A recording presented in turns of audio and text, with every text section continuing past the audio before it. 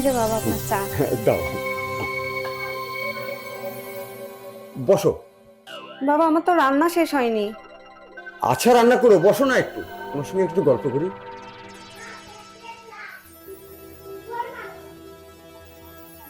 আসলে বৌমা, আল্লাহ তোমাকে এমন ভাবে তৈরি করেছে, দেখো চেহারাটা যেমন সুন্দর, আসলে তুমি কিন্তু খুব সুন্দরী। এই আমার সংসারটাকে এত সুন্দর করে সাজিয়ে গুছিয়ে রেখেছো, আর তোমার মতোই সংসারটা হচ্ছে তোমার মতোই সুন্দর করে রেখেছো। আসলেই বৌমা তুমি সুন্দরী।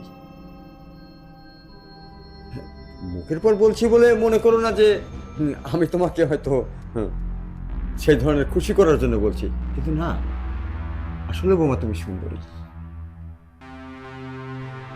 আচ্ছা, আমার ছেলে কি অফিসে গেছে? জি বাবা।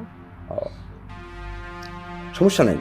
শোনো বৌমা, সবসময় দেখা যাচ্ছে কি আমার ছেলে তো ব্যস্তর মধ্যে থাকে, অনেক সময় তোমার হয়তো স্মরণ থাকে না। ও অফিসে বের হয়ে যাওয়ার পরে তোমার মনে আসে যে হয়তো আমার এই জিনিসটা নাই, আনতে হবে, ওই জিনিসটা নাই, আনতে হবে। তুমি সংকোচ না করে এই বাবার কাছে বলতে পারো, তোমার যা কিছু প্রয়োজন আমাকে বলো, আমি এনে দেবো, জি বাবা। সমস্যা নাই। আসলে কিন্তু আমি তোমাকে খুব ভালোবাসি, খুবই ভালোবাসি।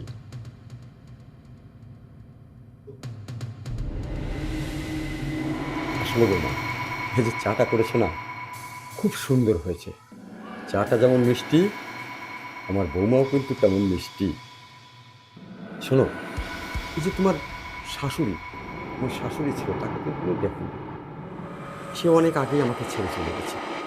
সেও কিন্তু ঠিক তোমার মতোই ছিল, এবং তোমার মতোই সুন্দরী ছিল।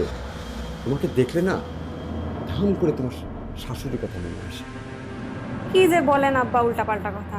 আমি তো আপনার মেয়ের মতো, শাশুড়ির মতো কেন দেখবেন? বোমা, আসলে না, আমি তোমাকে পেয়েছি, আমার মনে হয় ভাগ্যটাই ভালো। ভাগ্য ভালো না হলে তোমার মতো মেয়ে, তুমি দেখতে যেমন সুন্দরী, তোমার শারীরিক গঠন যে সুন্দর, তাতে আসলে কিন্তু আমি নিজে নিজে ভাবি যে আল্লাহ আমার ভাগ্য এত সুন্দর রেখেছে, এত একজন সুন্দরী বৌমা আমি পেয়েছি, যে সারা বাড়ি সবসময় আগিয়ে রাখে, আমার খোঁজখবর নেয়। তার কত জ্ঞান বুদ্ধি তুমি দিয়েছো, আমার ছেলের সেবা যত্ন করছে, এগুলি দেখে না আমার মনটা ভরে যায়। আব্বা আব্বা আমার হাতে কাজ পড়ে আছে আব্বা, আমি উঠি আব্বা। আর একটু বসলে হয় না? না না আব্বা, কাজ আছে তো।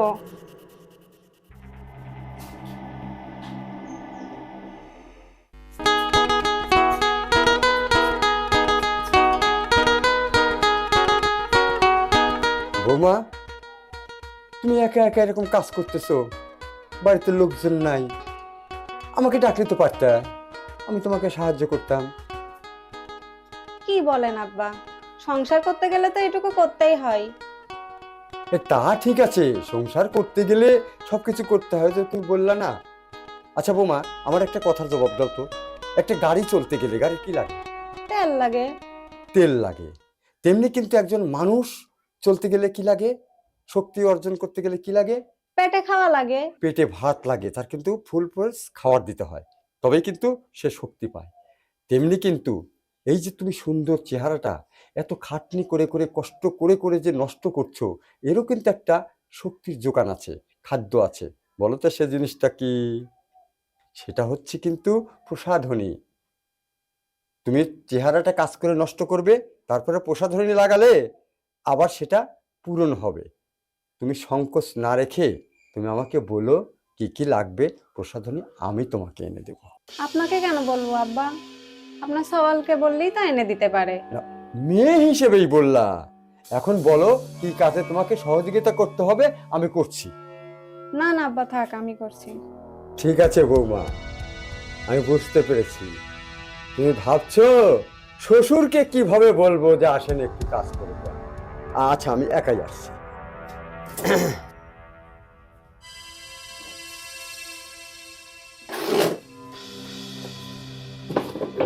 বলো এখন কি করতে হবে? আপনার কিছু করতে হবে না, বসে থাকেন। না, আলু দেই বেছে বেছে। আরে বাবা, কোন আলু স্বাদ আছে সেটাও আমি জানি। এই যে এই দুইটা আলু কিন্তু খুব স্বাদের, এই দুইটা দিয়েও দেখো স্বাদ লাগবে। আসলে বৌমা শোনো, এই যে তুমি কাজ কাম করো, তোমাকে বললাম না যে তুমি দেখতে শুনতে কিন্তু তোমার শাশুড়ির মতো। আমার কাছে লাগে কি, আমি সব সময় তোমার পাশে পাশে একটু থাকলে কেন যেন ভালো লাগে। এই জন্য কিন্তু তুমি কিছু মনে করো না। আমি মনে করি কি, এই যে তোমার শাশুড়ি মনে হয় আমার কাছে আছে, একটু মনে ভালো লাগে, বোঝো না? আমি একা মানুষ তো, সে দুনিয়ার থেকে চলে গেছে, কি বলবো। ওই তোমাকে দেখো, ওই যে একটা কথা আছে না, দুধের স্বাদটা আমি ঘোলে মিটাই।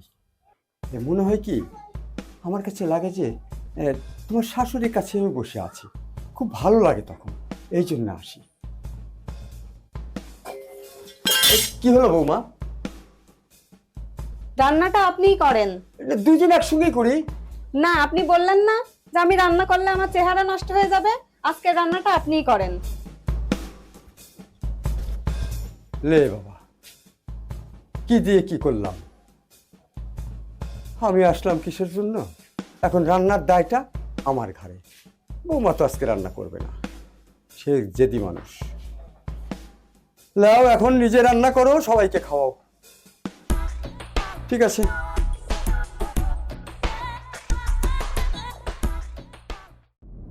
আমার শ্বশুরের ব্যবহার যে এরকম, উনি যে আমার সাথে এগুলো করে, আমি ওকে কিভাবে বলবো, কিভাবে বোঝাবো? কি আমার কথা বুঝবে? না, এভাবে আর চলতে দেওয়া যাবে না। আসুক, আজকে বলতেই হবে।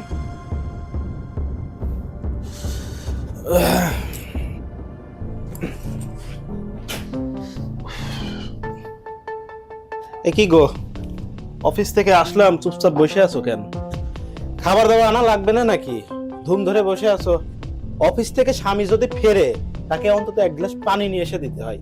আমি এসে বসলাম আর তুমিও এখানে বসে আছো, কোনো কথাবার্তা নাই। চুপ কেন? কথা বলো। শোনো, তোমাকে না আমার কিছু কথা বলা আছে। কি কথা? তোমার বাবার ব্যবহারটা না ভালো না।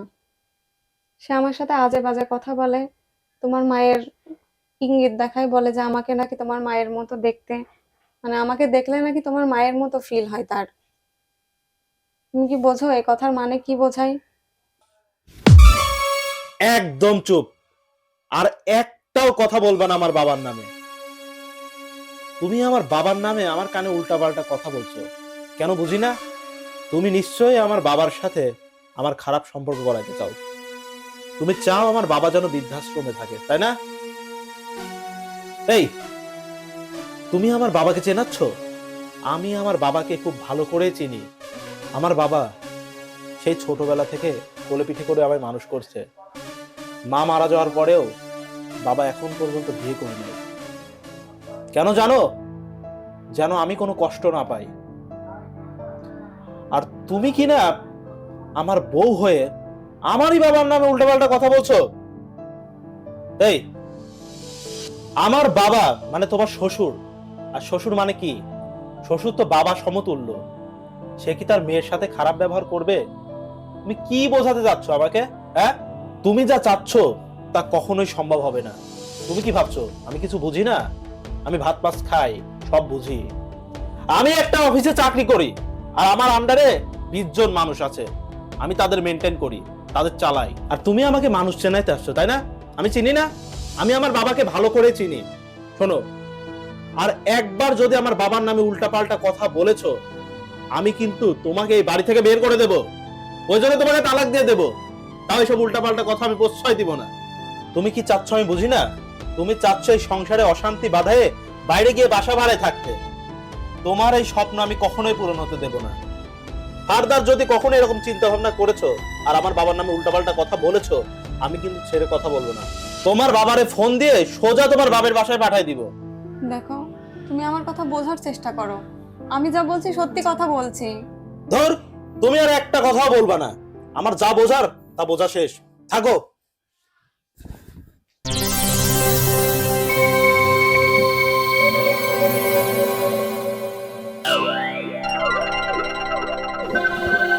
বাবা, আপনি? বৌমা, আমি, তুমি বুঝতে পারো না। তোমাকে এত আকার ইঙ্গিত আমি বুঝাই, তুমি বোঝো না কেন? এই দেখো, তোমাকে কতদিন আমি বলেছি যে বৌমা, তোমার কাছে না কাছাকাছি থাকতে আমার খুব ভালো লাগে। আরও বলেছি তোমাকে দেখতে ঠিক তোমার শাশুড়ির মতো, এই জন্যই তো তোমার প্রতি আমার এত টান, এত আকর্ষণ। তাই আমি দূরে দূরে থাকতে পারি না, কেন যেন ছুটে তোমার কাছে চলে আসি বৌমা। আসলেই বাস্তবিক তোমার চেহারাটা না খুবই সুন্দর।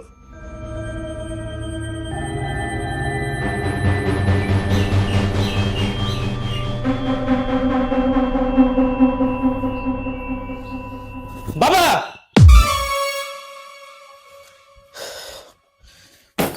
সি বাবা সি, আমি আমার নিজের চোখে বিশ্বাস করতে পারছি না। আমি কি দেখছি এসব? পিঙ্কি তো আমাকে সত্যি কথাই বলেছিল দেখছি এখন। দেখো, নিজের চোখে দেখো। তোমার বলে ফ্রেশটা বাবা, তুমি তো কত প্রশংসাই করেছিলে তোমার বাবার। এখন নিজের চোখে দেখো। আমি যখন বলেছি তোমাকে, তুমি আমার কথা বিশ্বাস করনি, উল্টো তুমি আমাকে এ বাড়ি থেকে বের করে দিতে চেয়েছো। এখন তোমার ফেরেশতা বাবাকে কি করবা তুমি দেখো। হ্যাঁ পিঙ্কি, তুমি ঠিকই বলেছিলে। আমি আসলে তোমাকে ভুল বুঝেছিলাম। আমি আসলে মানুষ চিনতে পারি নাই। যেই বাবাকে নিয়ে তোমার কাছে এত গর্ব করলাম, সেই বাবাই কিনা আজ তোমার সামনে আমার মাথাটা নত করে দিল। বাবা, তোমাকে আমার বাবার পরিচয় দিতেও ঘেন্না লাগছে। আমি যে তোমার ছেলে সেটা বলতেও ঘেন্না লাগছে। তুমি যে কাজটা করছো, তুমি কি এটা ঠিক করছো? ও তো তোমার মেয়ের বয়সী। মেয়ের বয়সী কি? ও তো তোমার ছেলের বৌমা, মানে তোমার মেয়ে। তুমি কিনা তার সাথে এরকম ব্যবহার করছো? তার দিকে তুমি কুনজর দাও। আমি তো নিজের চোখেই বিশ্বাস করতে পারছি না। মা ছোটবেলায় মারা যাওয়ার পরে তুমি আমাকে কোলে পিঠে করে মানুষ করেছিলে, বিয়ে পর্যন্ত করো নাই। আমি ভাবছিলাম আমার বাবা কত ভালো, কিন্তু না, আজ তো নিজের চোখেই দেখে ফেললাম যে তোমার চরিত্রটা কেমন। যাই হোক বাবা, আমাদের আর এই বাড়িতে থাকা সম্ভব না। তুমি যখন একবার ওর দিকে খারাপ নজরে তাকাইছো, এটা জানার পরে কোনোভাবেই সম্ভব না এই বাড়িতে থাকা। পিঙ্কি, চলো। দাঁড়া আমার রিফাত, আমি না ভুল করেই ফেলেছি। আর আমার ভুলটা হয়েছে কিসের জন্য তুই শুনবি না? তোর মা মারা যাওয়ার পর তোরা অনেকেই বলেছিলি, বাবা তুমি একটা বিয়ে করো, আমাদেরকে একটা মা এনে দাও। আমি বিয়ে করে রাজি হইনি। কেমন যেন আমি আস্তে আস্তে আস্তে আস্তে বদলে গেলাম রে বাবা। তারপরে যখন তোকে বিয়ে দিলাম, বৌমা বাড়িতে আসলো, বৌমাকে দেখার পর আমি তখন থেকে বদলে গেলাম। কেন তা জানিস? একটু খেয়াল করে দেখ, ছোটবেলার চেহারা তো হয়তো তবু তো স্মরণে আসবে। তোর মার চেহারাটা ছিল এই বৌমার মতো। তাই কেন জানি আমি আস্তে আস্তে বৌমার প্রতি দুর্বল হয়ে গেলাম। আর আমরা পুরুষ মানুষ, জানিস তো, পুরুষের স্বভাব চরিত্র নষ্ট হতে একটু সময় দেয় না।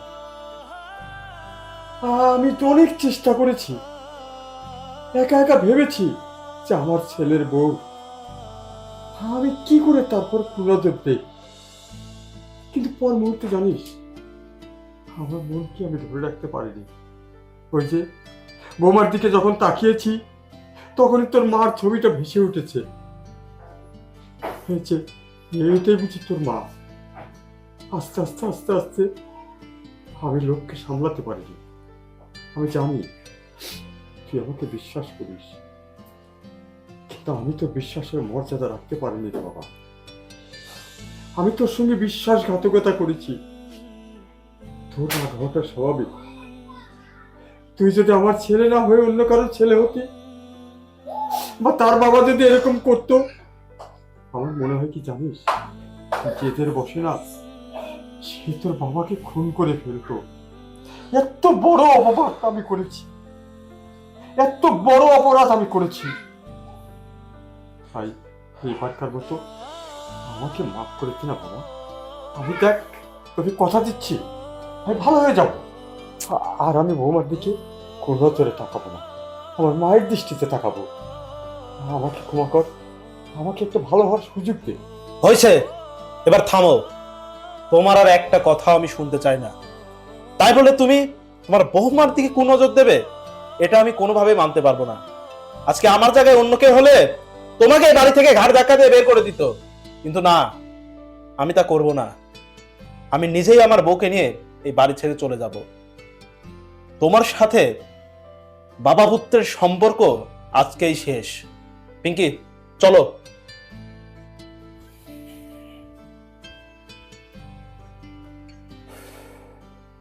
হায় রে মানুষ, কিভাবে মানুষ বদলে যায়। তোদের কোনো দোষ নাই রে বাবা, সম্পূর্ণ দোষটাই আমার। আমি আমি আমার নিজেকে নিজে নষ্ট করে ফেলেছি। এই জন্যেই দুনিয়ার বুকে একটা প্রবাদ বাক্য রয়েছে, লোভে পাপ, পাপে মৃত্যু। আজ আমার জীবনটা আমি শেষ করে দিলাম, আমি ধ্বংস হয়ে গেলাম। আজ থেকে আমি একা হয়ে গেলাম। হায় রে আমার ভাগ্য।